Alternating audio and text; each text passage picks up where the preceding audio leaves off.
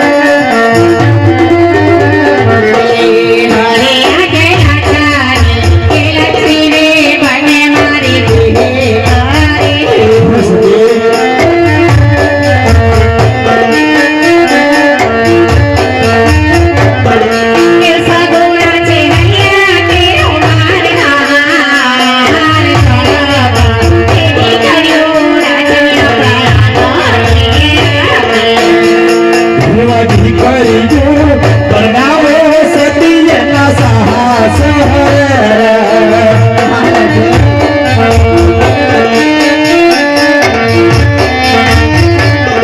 કે રાજનો ભોગવનારો કોણ રાજગાદી ભોગવનારો કોણ દીકરી પરણાવો સતી એના સાહસ સત્ય છે મહારાજ. આજે તમારી વાત બરાબર છે.